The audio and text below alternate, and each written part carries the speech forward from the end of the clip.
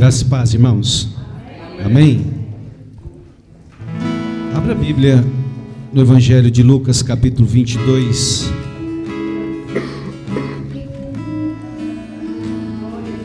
A partir do versículo 7.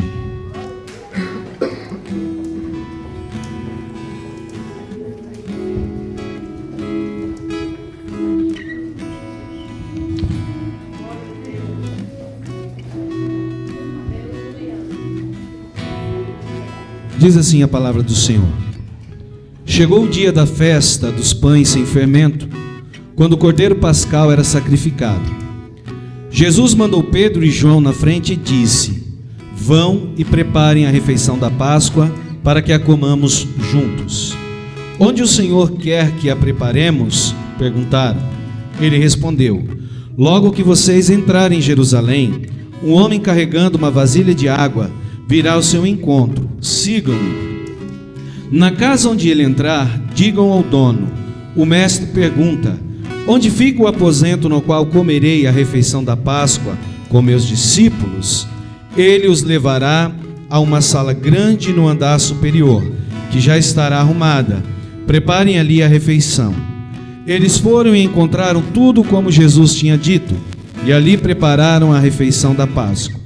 Quando chegou a hora, Jesus e seus apóstolos tomaram lugar à mesa.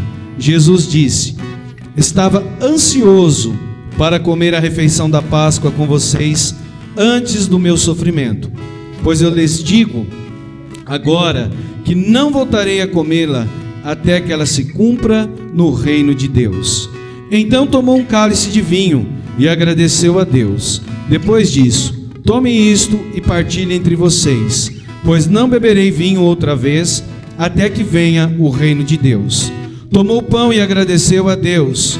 Depois partiu e deu aos discípulos, dizendo: Este é o meu corpo entregue por vocês. Façam isto em memória de mim.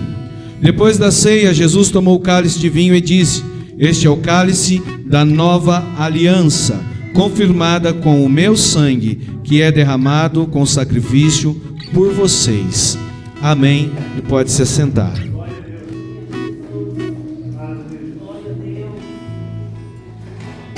Glória a Deus, amados.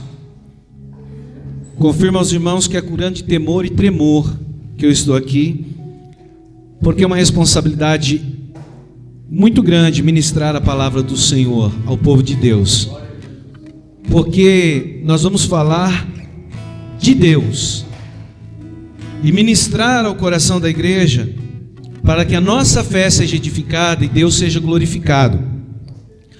Ontem à noite, após o culto, o pastor Jerry me convidou para ministrar a palavra do Senhor.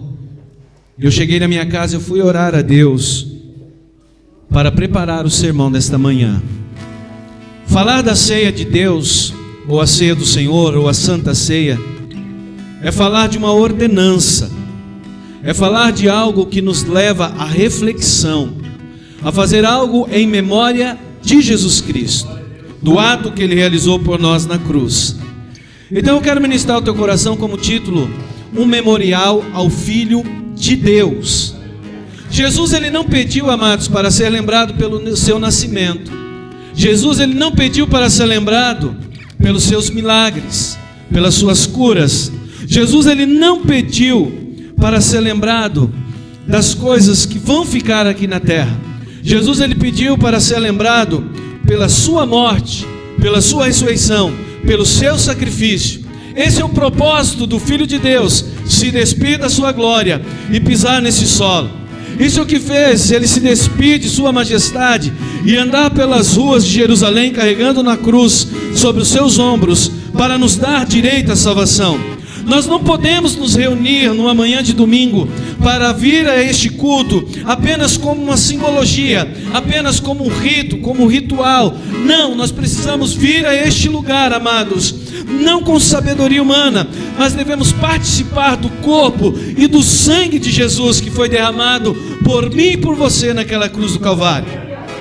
Quando nós viemos a este lugar, nós entendemos que o corpo de Jesus foi rasgado, que o sangue de Jesus foi vertido na cruz por mim e por você. Então o propósito dessa mensagem é para lembrarmos que Jesus sofreu e conquistou algo muito importante na cruz do Calvário. Eu quero fazer uma pergunta para você, levar a você a uma reflexão. Você tem conhecimento ou ainda não compreende o significado da cruz? O significado de estarmos aqui, de partirmos este pão, de tomarmos esse cálice de vinho. Você tem a real consciência do que você vai fazer nesta manhã? A nossa resposta, irmãos, a estas verdades, ela tem que ser fundamentada na palavra de Deus. Ela tem que estar embasada, alicerçada no que Deus tem a nos dizer através desta palavra. E é por isso que eu quero compartilhar com você algumas instruções para nossas vidas de fundamental importância, para que possamos participar do corpo e do sangue do Senhor. Refletir sobre fatos importantíssimos.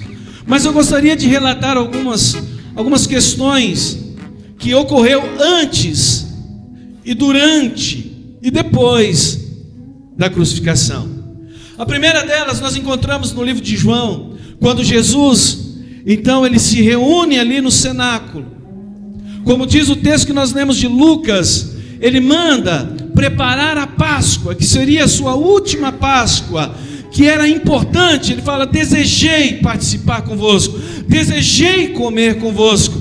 Da mesma forma, eu tenho certeza que Jesus está presente aqui conosco hoje, porque a ceia lembra comunhão, lembra participarmos todos juntos, porque nós somos um corpo, nós somos membros que participamos do mesmo corpo, que é a igreja de Jesus Cristo. E Jesus então, ele reúne, ele prepara para celebrar, ele instrui os discípulos a seguir um homem, aonde ele entrasse, falar com o dono da casa, aonde o meu mestre vai celebrar a Páscoa. E ali então Jesus, ele traz alguns ensinamentos para nós, que no Evangelho de João capítulo 13 vai dizer que ele ensina como nós devemos servir. Ele reúne a todos, pega uma toalha, põe ao seu ombro e começa a lavar os pés dos discípulos, ensinando que aquele que quer ser o maior deveria ser o menor. Ele diz assim: olha, vocês dizem que eu sou mestre, bem diz, porque sou. Se eu sou mestre, lavo os pés a vós, vocês devereis fazer igual. Nós viemos a este mundo não para ser servido, mas para servir. Para ser servo, quer dizer, nós trabalhamos para o Senhor, nós dedicamos a nossa vida em prol a uma obra, e essa obra não é nossa. Quando nós estamos ministrando a palavra de Deus, é para a glória de Deus. Quando estamos tocando um instrumento na casa de Deus, é para a glória de Deus. Quando louvamos ao Senhor, é para a glória de Deus. Nós viemos para ser servido, não para ser servido, mas para servir. E nós vemos hoje muitos querendo ser servido, muitos querendo status, querendo fama, querendo glória, querendo ser notado, aonde Jesus diz assim que o maior deve ser o menor na casa. Como João Batista diz que eu diminua e ele cresça. Há um fato interessante que João manda os discípulos ir ter com Jesus. João Batista fala assim: olha, pergunta se ele realmente é aquele que iria vir, porque João estava preso. E Jesus fala assim: olha, vai e diz a João, porque os aleijados estão sendo curados, os milagres estão aí, os demônios estão sendo expulsos, e eles vão dizer a João. E Jesus olha para os apóstolos e diz assim: olha, não existe nascido de mulher homem maior do que João Batista, porém no reino o menor é maior do que João. Imagine o que nós somos. Se João Batista era o menor no reino, primo de Jesus, ele poderia chegar nos lugares: olha, eu vim pregar porque eu sou primo do filho do dono, eu sou primo do pai. Não, João diz assim: olha, que eu diminua e ele cresça. Nós viemos para servir. Jesus também, ele revela que um iria traí-lo. Aquele que senta à mesa, aquele que estava com ele, era aquele que se levantaria para entregá-lo, para que se cumprisse as escrituras. Jesus também fala com Pedro. Pedro fala assim: olha, se preciso for, eu vou à morte. E Jesus fala assim: Pedro, tu vai me negar 3 vezes antes que o galo cante. Talvez nós dissemos assim: Pedro negou, e nós negamos Jesus muitas vezes em nossa vida, com as nossas atitudes, com as nossas falas, com as nossas negações. Nós negamos Jesus. Nós deixamos muitas vezes de testemunhar de Jesus por vergonha. Porque vão dizer, lá vai um crente abitolado com a Bíblia debaixo do braço. Nós negamos a Cristo quando nós deixamos de falar sobre o verdadeiro amor de Cristo. Nós negamos a Cristo como deixamos de pregar a verdadeira palavra, aquela que salva, liberta e transforma a vida, para agradar a plateia, para prometer aquilo que a Bíblia não prometeu, justamente para trazer comodismo, para arrancar aplausos. O Senhor Jesus, Ele traz algo interessante nesse ensino, e Ele diz assim: olha, vocês sofrerão perseguições por causa do meu nome. Jesus, Ele diz assim para eles: olha, eu vou partir, mas eu não vos deixarei órfãos, enviarei o outro Consolador, enviarei o Espírito Santo, pois Ele vai te convencer do pecado, da justiça e do juízo. Jesus não nos abandonou. Ele disse: enviarei outro Consolador, esse outro igual a mim, esse outro da mesma essência. Olha, tudo que vocês têm ouvido, tudo que eu tenho lhe ensinado, Ele vai lembrar vocês. Vocês vão ter aflições, vocês vão ter perseguições, mas tem de bom ânimo. Aleluia. Não existe evangelho sem cruz. Não existe evangelho sem negação. Jesus ainda traz ensinos maravilhosos, dizendo: olha, eu sou a videira, vós a vara, sem mim nada podereis fazer. Vocês querem ir para o céu?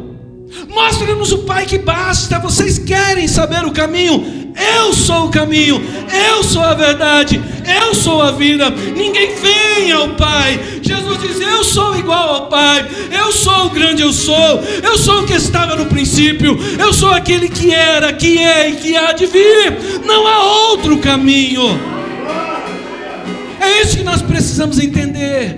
A essência do Evangelho, o ensinamento de Jesus, sentado à mesa com seus discípulos, ensinando os princípios para o verdadeiro Evangelho. Jesus então, ele faz uma oração pedindo unidade. Conhecemos como a oração sacerdotal de João 17, aonde ele faz: Pai, que eles sejam um como eu e tu é um.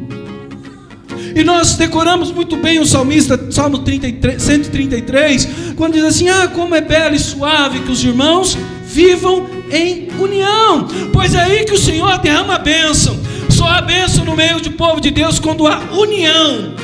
Não é unidade porque não somos iguais, é união pelo mesmo propósito, pelo bem da igreja, pelo bem do reino. Muitas vezes eu posso não concordar com o pastor, com os irmãos, muitas vezes eu posso não concordar com algumas coisas que acontecem na igreja, mas pelo bem da igreja, eu estou em comunhão com ela. Eu visto a causa, eu visto a camisa, eu abraço o Evangelho, eu abraço o projeto da igreja, eu marcho em direção, eu falo: eu estou junto contigo, eu estou aqui para servir. Unidade, comunhão.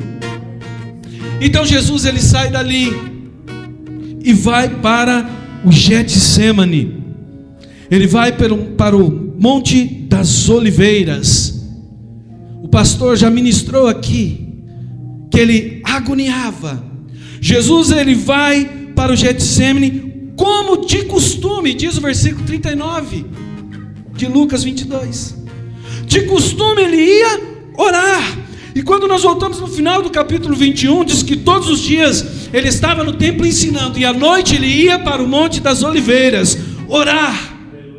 A oração é importantíssimo para a nossa vida. Já foi falado aqui esta noite, já foi dita pelo nosso pastor sobre oração. A oração era uma prática na vida de Jesus. A oração, ela não era algo rotineiro apenas. A oração não era somente quando necessitava. A oração não era apenas quando vinha a perseguição. Jesus foi orar como era de costume. E por que orar, irmãos? Jesus diz assim: olha, orai para que não entreis em tentação. O espírito está pronto, mas a carne é fraca. Há uma natureza humana em nós.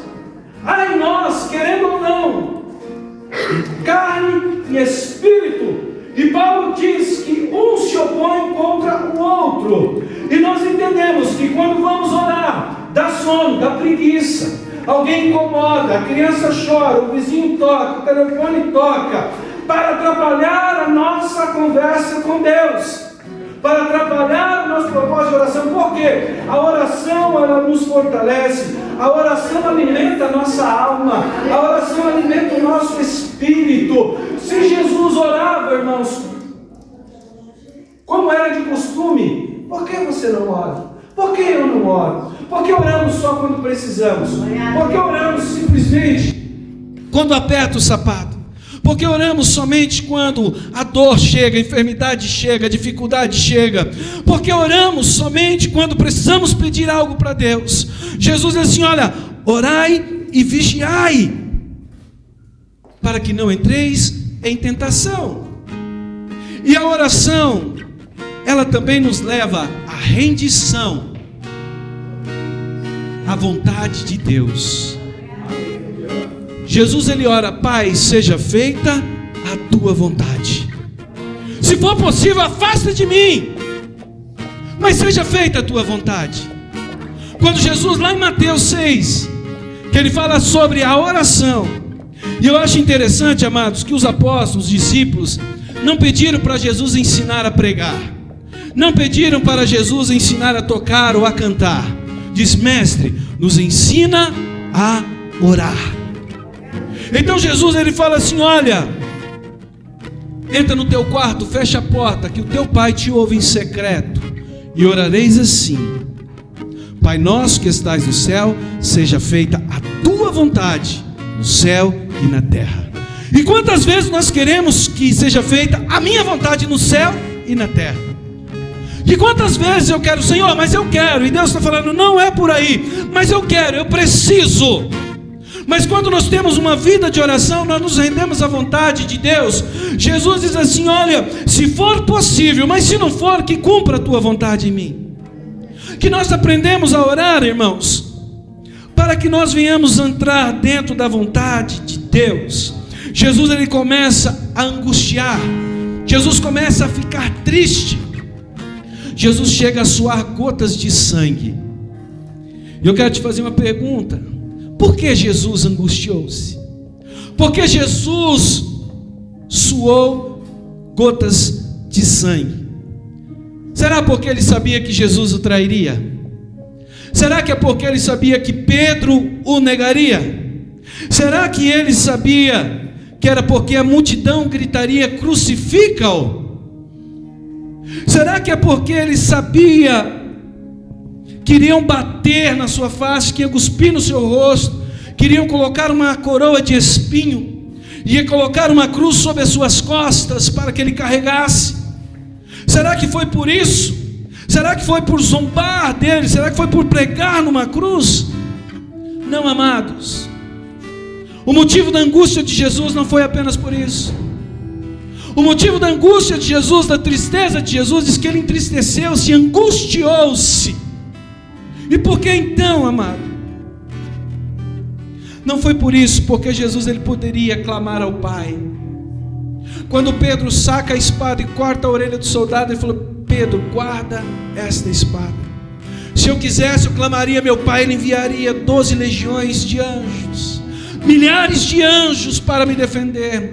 O Evangelho de João relata quando eles perguntam: quem é Jesus? E ele diz: sou eu. Diz que os guardas recuam e caem, só dele abrir a boca para dizer: sou eu. Jesus estava dizendo: olha, eu não preciso que vocês me defendam, isso é para cumprir a Escritura. Porventura não beberei o cálice que meu Pai me deu?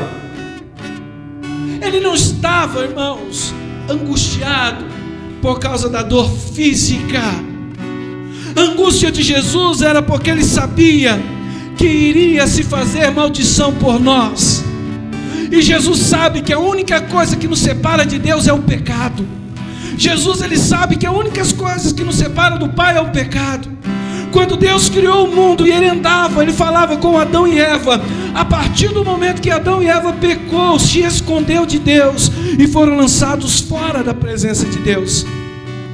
Jesus se angustiou porque Ele sabia que o Pai o abandonaria, que Ele seria por um pouco tempo afastado de Deus, feito maldição por nós. Ele imaculado, sem nenhuma mancha, sem nenhum pecado, sem nenhuma acusação verdadeira contra Ele, iria tomar sobre si as nossas dores, as nossas enfermidades, as nossas imundícies. Ele ia levar sobre a sua cruz, Ele ia levar sobre suas costas, Ele ia para o Gólgota, porque Ele veio para cumprir um propósito. Jesus, Ele veio para cumprir um propósito, salvar a nossa alma, levar para a eternidade para morar com Ele.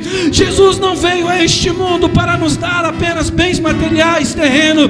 Jesus veio a este mundo para derramar o sangue, para que nós viemos aclamar: Abba, Pai, tem misericórdia de mim, eu sou pobre, eu sou pecador, eu sou falho, mas o sangue de Jesus me purifica de todo pecado. O sangue de Jesus me transforma. O sangue de Jesus me pega que não vale nada para a humanidade, nada para a sociedade, mas Jesus fala: tu és tesouro precioso, tu és vaso escolhido, eu te escolhi, eu te chamei, porque eu tenho um propósito na tua vida. Jesus, Ele chora, Jesus, Ele soa sangue, porque a ausência do Pai, oh aleluia, a ausência do Pai era insuportável para Ele. Nós devemos sentir isso, amado. Se tiver a ausência do Pai, nós somos mais pobres. Se não tiver a ausência do Pai na nossa vida, nós não somos nada. Se Deus não estiver em nós, em nada nós poderemos fazer. Não tem sentido algum nós estarmos aqui se Jesus não estiver presente. Aleluia. Jesus, Ele soa, Ele transpira gotas de sangue. Aleluia. E Ele saberia de tudo que ainda está por vir. E dali Jesus, Ele parte então para o julgamento, lá no conselho do Sinédrio, dos líderes religiosos, aqueles que detinham a verdade, eram doutores da lei, conheciam as promessas do Messias. Eles sabiam que as profecias apontavam para o Messias, mas mesmo assim, por inveja, irmãos, por inveja, eles condenam Jesus. Diz o texto de Mateus 26:59, lá dentro, os principais dos sacerdotes e todo o conselho dos líderes do povo tentavam encontrar testemunhas que mentissem a respeito de Jesus. Eles não tinham acusação contra Jesus, mas eles procuravam alguém que pudesse mentir, armar cilada para crucificar Jesus. E Jesus, Ele sai dali condenado, Ele sai dali escarnecido, Ele sai dali culpado por aquele povo, por aqueles que os acusaram. E dali, irmãos, Ele vai ser levado a Pilatos no pretório, onde seria julgado. E nesse intermédio, Judas vai e se mata, se enforca, por saber que tinha feito uma besteira. Pedro, então, cheio de si, como sempre foi, antes da sua conversão, ele chega a negar a Jesus por 3 vezes. Tudo que Jesus havia predito acabava de acontecer. E ele chega diante de Pilatos sobre as acusações, e Pilatos não vê nenhuma condenação a ele. A mulher de Pilatos fala: olha, eu tive um sonho com este homem, não há nada contra ele. Pilatos manda a Herodes, Herodes também não encontra nada, manda de volta Pilatos. E Pilatos tenta de alguma maneira libertar Jesus, porque não via nada de errado nele. Pilatos tenta fazer a coisa certa de maneira errada. Ele podia libertá-lo, mas ele coloca sobre a mão da multidão. Como costume, nós sabemos que era solto um ladrão. Então chama Barrabás e coloca Jesus e Barrabás: a quem vocês querem que eu solte? E o pior de tudo, amados, é que uma semana antes, Jesus tinha entrado em Jerusalém montado num jumentinho, e ali a multidão gritava: Hosana, salve o rei dos judeus. Uma semana depois, essa mesma multidão grita: solta Barrabás e crucifica Jesus. A multidão não segue Jesus por quem Jesus é. A multidão segue Jesus pela conveniência. A multidão segue Jesus para ver os milagres, para ver a multiplicação do pão, para ver coisas extraordinárias. Mas não segue Jesus por quem Ele é. Não segue Jesus porque Ele é o Filho de Deus. Não segue Jesus porque se arrependeu. Não segue Jesus porque pode dizer como Paulo: eu não vivo mais eu, mas Cristo vive em mim. Eles não podem dizer: ei, eu sou filho de Deus, eu sei em quem eu tenho crido. Ele segue Jesus apenas pela ocasião, apenas para buscar o que Deus pode lhe dar, apenas para buscar aquilo que Deus pode oferecer. Mas em nome de Jesus, eu creio que nesta manhã tem um povo que veio aqui porque entende que Jesus morreu para te salvar, que Jesus veio aqui para nos libertar do pecado, para tirar as algemas de Satanás que nos amarrava. Nós fomos libertos de toda maldade, de toda sorte de males pelo sangue de Jesus. E Jesus então ele sai, amados, daquele julgamento, sentenciado à morte, sentenciado à crucificação. E durante esse caminho nós vemos que ele foi açoitado, ele foi blasfemado, cuspiram na sua face, zombaram dele, dizendo: se tu és o Filho de Deus, desça dessa cruz. Se tu realmente és aquele que diz que é, faça acontecer. Mas em meio a tudo isso, havia dois ladrões, um ao seu lado esquerdo e outro ao seu direito, e um reconhece Jesus, reconhece quem ele era e diz: lembra-te de mim quando entrar no teu reino. E Jesus hoje estará comigo no paraíso. Jesus não perguntou para o ladrão o que ele tinha feito. Jesus não falou para o ladrão: olha, você vai morrer, nascer encarnado em outro corpo, se você for melhor eu te salvo na outra geração. Quebrando toda a prática espírita que não existe reencarnação. Como diz Hebreus, que ao homem está ordenado morrer uma só vez, vindo depois disso o juízo. Jesus está dizendo: tu creu, por isso tu serás salvo. Você creu, por isso será salvo. Não é pelas suas obras, é pela graça. Aquele ladrão não tinha obra nenhuma que pudesse salvá-lo. Eu não tenho, você não tem, mas Jesus diz: hoje estarás comigo no paraíso, se creres de todo o teu coração. Aleluia. Glória a Deus. E Jesus ainda sendo humilhado, escarnecido, ele deixa mais uma lição: Pai, perdoa eles, porque eles não sabem o que fazem. Muitas vezes quando alguém erra contra nós, muitas vezes quando alguém pisa em nós, nós queremos justiça, nós queremos vingança. Mas Jesus diz: Pai, perdoa eles, porque não sabem o que fazem. Saiba que o mundo vai nos odiar, irmãos. Onde o presbítero disse aqui, nós somos a luz incomoda as trevas. Se o diabo não te incomoda, é porque você não está fazendo diferença nenhuma.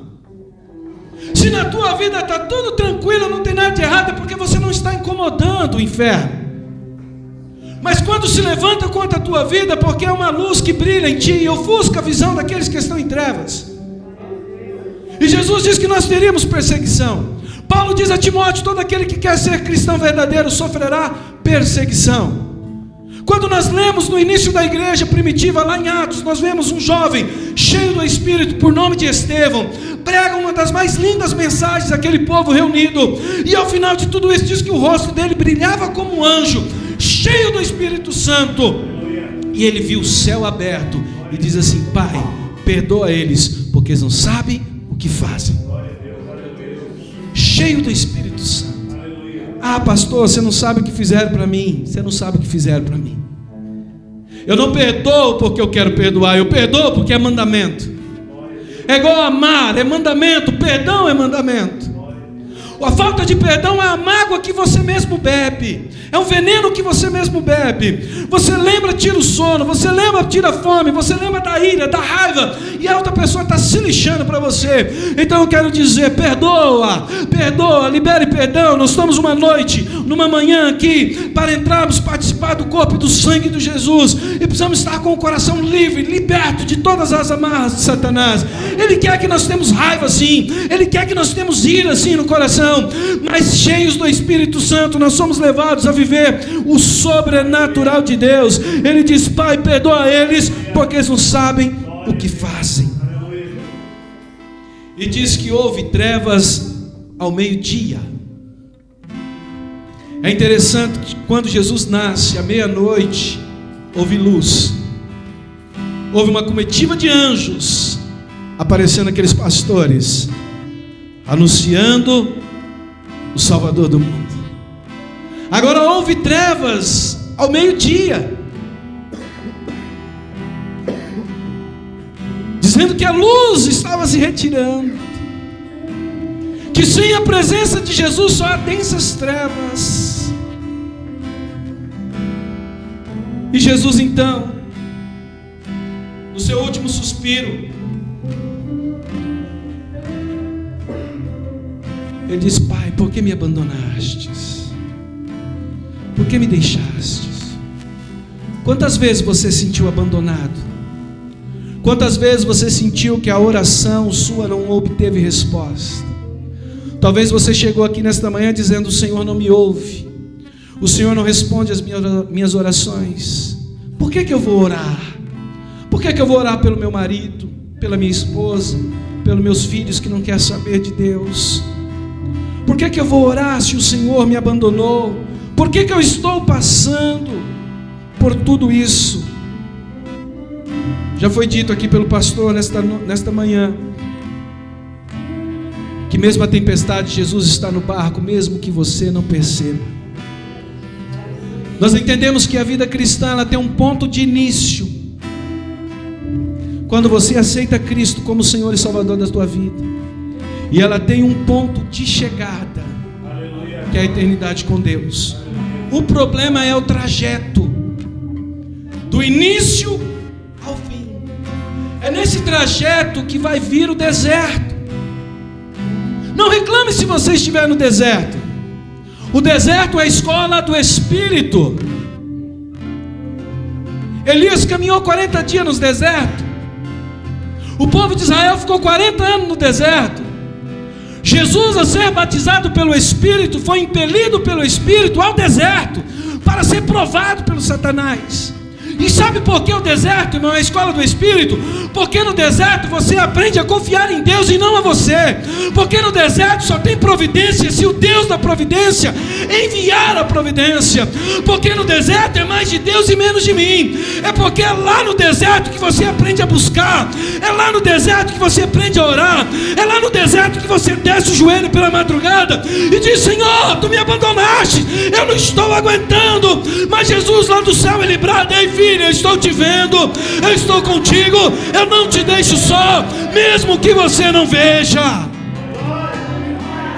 Porque me abandonastes? Então Jesus entrega o seu Espírito e diz: está consumado. Ele está dizendo: olha, eu fiz o que tinha que ser feito. Eu vim para morrer pelos pecados de muitos e morri. Não há mais nada a fazer. Não existe nenhum outro meio para nos salvar a não ser o sangue de Jesus. É por isso que Ele diz: fazei minha memória. Traz a sua memória o meu sacrifício. E isso traz algumas aplicações para a nossa vida, irmão. Todas as vezes que nós celebramos a ceia, nós temos que celebrar em memória de Jesus, por tudo que Ele sofreu por nós, e também pelo que Ele conquistou na cruz por nós. E eu destaco 3 verdades aqui. Primeiro, nós devemos olhar para o passado. Como era a tua vida antes de conhecer Jesus? O que você estava fazendo se você não tivesse sido encontrado por Cristo? Como que era a minha vida sem Jesus? Começa a refletir no passado. E agora também eu te convido a olhar para o seu presente. Como está a tua vida? Precisa alguma coisa ser consertada? Tem alguma coisa fora do lugar para ser ajustado e colocado no lugar? Existe a necessidade de fazer uma faxina no porão, que é o nosso coração, e tirar os entulhos, tirar aquilo que entope as nossas veias, que impede o sangue fluir. Como está a tua vida? Como está a tua vida de oração, de leitura bíblica, de devocional, de comunhão? Como está a tua vida de servo? Como está a tua vida diante de Jesus? Bom, eu olhei para o passado, Jesus morreu por mim, eu era um pecador, agora eu sou um cristão, eu sou ungido, eu sou cheio do Espírito, eu sou morada do Espírito. Como está a minha vida? Então agora eu aponto para o futuro. Eu olhei para o passado, olho para o presente e olho para o futuro. Como será o dia que Jesus voltar? Como será a vinda gloriosa do Senhor? Será que nós vamos ouvir: seja bem-vindos, benditos de meu Pai, recebei o que está preparado? Ele disse que foi preparar lugar, Ele voltaria para nos buscar. É uma promessa maravilhosa. Olhe para o passado, irmão, mas não com tristeza. O nosso carro, quem dirige aí? Todo mundo tem carro? Quem tem carro? Você olha, os retrovisores são pequenininhos. O irmão trouxe uma palavra poderosa ontem, que ele olhou no retrovisor. Os retrovisores são pequenininhos. É para nós olharmos e ver onde nós estávamos, mas não se apegar a isso. E o para-brisa é grande. É uma visão ampla que Deus tem para nós. Olhe para frente, como diz o autor aos Hebreus. Olhai para Jesus, que é o autor e consumador da nossa fé. O seu passado não pode ser mudado, mas ele serve de experiência para que o seu presente você não cometa as mesmas coisas erradas, para que o seu futuro seja melhor, para aquilo que você venha semear hoje, venha colher. E você muitas vezes vai semear em lágrimas, como diz o salmista, mas aquele que semeia em lágrimas colherá com alegria. Semeie na tua vida espiritual, semeie na tua casa, na tua família. Gaste tempo, invista tempo na tua família. Olhe por aqueles que ainda não conhecem Jesus, olhe para aqueles que ainda estão afastados do caminho do Senhor, porque um dia você vai se alegrar. Um dia vocês vão ver eles entrando por essa porta, levantando a mão e dizendo: eu me entrego a Jesus, porque Ele morreu por minha causa. E para concluir, o mais lindo de tudo, o que nós lemos aqui, é porque a morte não pôde deter Jesus no túmulo. Em Mateus 28 diz assim: depois do sábado, no primeiro dia da semana, bem cedo, Maria Madalena e a outra Maria foram visitar o túmulo.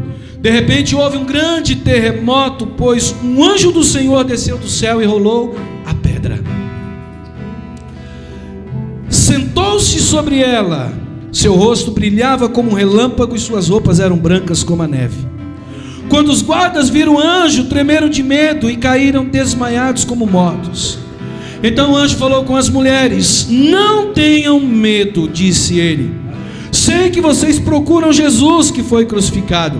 Ele não está aqui, ressuscitou como disse que aconteceria. Jesus não está no túmulo. O pastor, eu achei interessante quando começou o culto, ele falou: mais alegria, irmãos. A ceia é uma mistura de sentimentos, de tristeza quando nós vemos tudo que Cristo passou, mesmo nós não merecendo, mas deve ser maior de alegria ainda, porque a morte não pode detê-lo. Ele matou a morte, ele venceu a morte não pode prender ele no sepulcro, ele ressuscitou, ele vive, ele reina. A palavra diz que hoje ele está à destra de Deus, e ele fez uma promessa: eu estarei convosco todos os dias, até a consumação do século. Então, meu amado, não tenha medo das dificuldades, da adversidade. Não olhe para a esquerda, não olhe para a direita, olhe para o alvo, olhe para Jesus, olhe para a eternidade. Virão dias difíceis, mas ele prometeu que estará conosco, e ele está conosco todos os dias.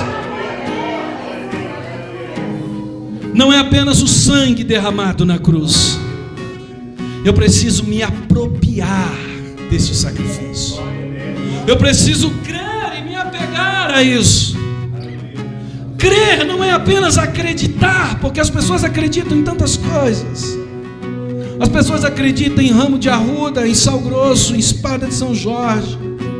As pessoas acreditam que um copo d'água, que uma rosa ungida. As pessoas acreditam que uma vela acesa numa encruzilhada, matando uma galinha, vai resolver os seus problemas. Tiago, certa feita, diz na sua carta: vocês creem em Deus? Faz bem, porque os demônios creem e estremecem de medo. E deixa eu te falar, os demônios creem em Deus e continuam sendo demônio. Crer em Deus não é acreditar com o intelecto. Crer em Deus é com a fé, apropriar. Eu creio, eu sei que o meu Redentor vive, eu sei que Ele morreu por mim, mesmo que o mundo diz ao contrário, mesmo que as pessoas falem o que quiserem, mas eu sei em quem eu tenho crido. Nós precisamos, amados, comer desta carne, beber deste sangue, não apenas simbolicamente. Nós sabemos que não é o corpo e o sangue de Jesus, não é transubstancial, mas nós cremos que ao fazermos isso, nós estamos nos apropriando. Eu estou declarando, eu faço parte do corpo de Jesus. Eu tenho comunhão com a igreja. Quando você deixa de participar da ceia, você está dizendo que você não está em comunhão com o corpo de Jesus. É por isso que Paulo, ele diz assim: olha, examine-se a si mesmo, cada um de vós, para que comais e bebeis, participais do corpo do Senhor. É você e Deus. Participar da ceia não cabe a mim a dizer você não pode, você não deve. É você que tem que saber como você está com Deus. Que Deus nos ajude, amados, nessa caminhada. Que Deus nos auxilie, nos fortaleça, aguardando o retorno, porque Ele diz que vai participar conosco quando se cumprir no reino. Lá em Apocalipse 19, verso 9, diz assim: que bem-aventurados são aqueles que são os convidados para bodas do Cordeiro. E eu creio que aqui tem um povo santo que vai participar, e eu quero estar com vocês, glorificando a Deus no céu. Se põe de pé em nome de Jesus, quero orar. Louvado seja Deus. Senhor nosso Deus e Pai, foi por Tua graça, misericórdia e bondade, é pelo poder do Teu Espírito Santo que a Tua palavra foi pregada aos nossos corações. E eu sei que a Tua palavra não volta para Ti vazia, ela cumpre os Seus propósitos. E nesta manhã eu tenho certeza, Pai, que nós ouvimos e guardamos a Tua palavra em nosso coração para não pecar contra Ti. E nesta manhã fortaleça a Tua igreja, meu Deus, fortaleça o Teu povo. Nos ajude nesta caminhada, Senhor. Nos ajuda a olhar para trás, Senhor Deus, e ver de onde o Senhor nos tiraste. Nos ajuda a olhar para o nosso presente e ver como está a nossa vida e fazer os ajustes necessários. E olhar para o nosso futuro e aguardar com grande alegria a Tua volta para nos buscar. Em nome de Jesus nós oramos, louvamos e Te agradecemos. Amém. Louvado seja Deus, que Deus abençoe toda a igreja, e eu agradeço a oportunidade em nome de Jesus.